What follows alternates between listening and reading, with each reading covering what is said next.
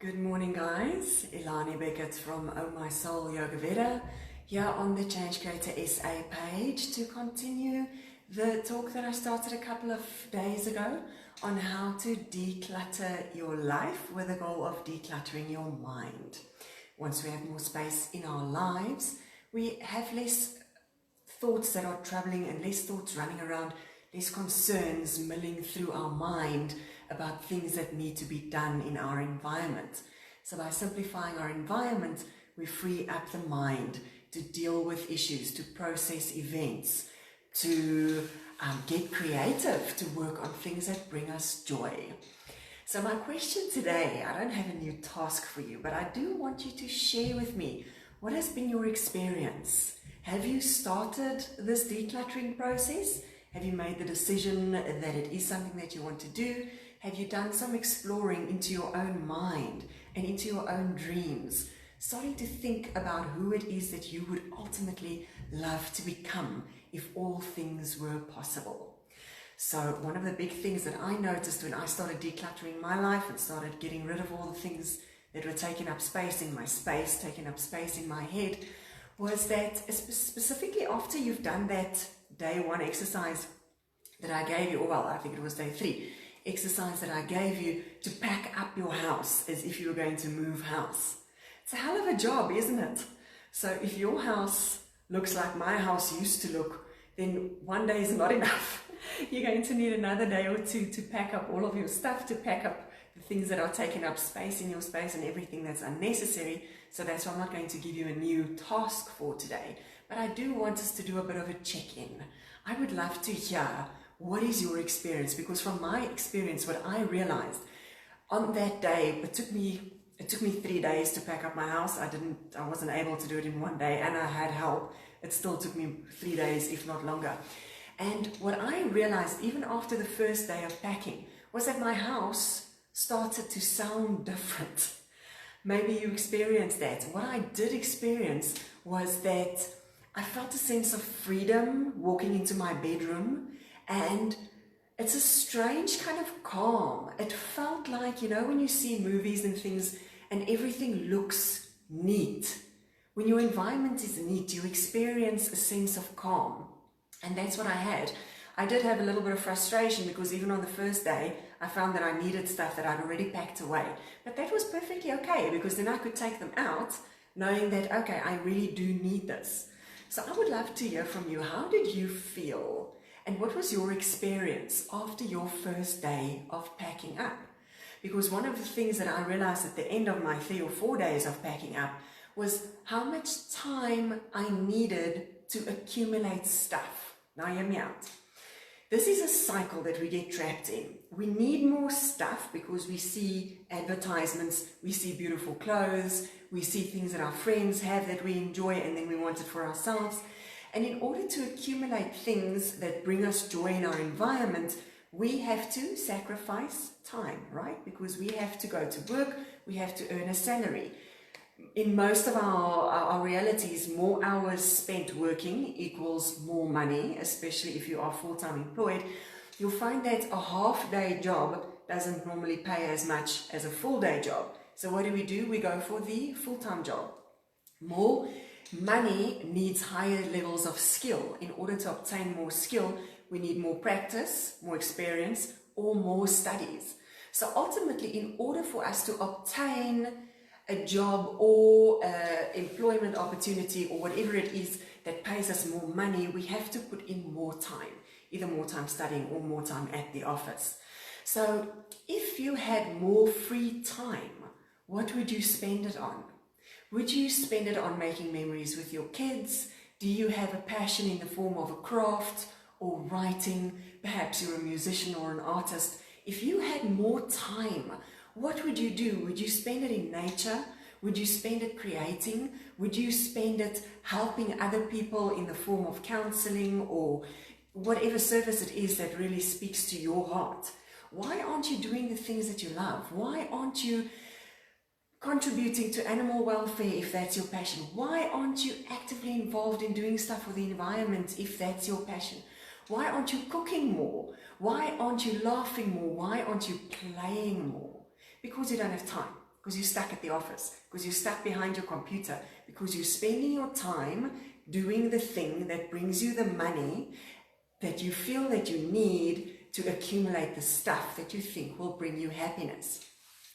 So reflect a little bit on the last few days now that you've started packing up, decluttering, getting some things into boxes. And over the course of the next few days, as you start taking out the things that you truly need, start evaluating what is the value of the possessions that are still in the boxes. You'll see by the end of your packing up thing, you will probably be left with thousands worth of things that are in boxes. Now convert those rands, dollars, pounds, euros, convert that money value back into hours. Let's say I realize that at the end of my decluttering, I have 10,000 rands worth of things in the form of clothes and little knickknacks and even electronics in the boxes. How many hours would I have to work in order to earn 10,000 rand in my pocket? If you work a regular work week of 40 hours and the average salary is around about 10,000 rand for the average middle class person here in South Africa, for me to earn 10,000 rand a month, I need to work 4 weeks of 40 hours each. That's 160 hours. That's now sitting in boxes. What could you do with 160 hours? Where would you spend it? Who would you spend it with? Could you finish that book? Could you finish those paintings? Could you write that beautiful music? Could you connect with people online on platforms like geniusu.com, LinkedIn, social media platforms? Could you connect with people who could help you reach your dreams if you had 160 hours extra to spend on yourself and your dreams? So that's what I wanted to get to. Once you've now decluttered your life, really take stock of the value of those things. And then work that money value that's in the boxes back to the hours that you're working now, and do a little bit of a budget exercise. This sounds overwhelming, so that's not today's task. We'll get to that. Do a budget exercise of how much money do you really need in order to maintain the decluttered lifestyle that you are now working towards. And could you possibly spend less time in a formal working setup? Could you possibly be okay with fewer rands, dollars, pounds, euros in your pocket if you needed less money to spend on stuff?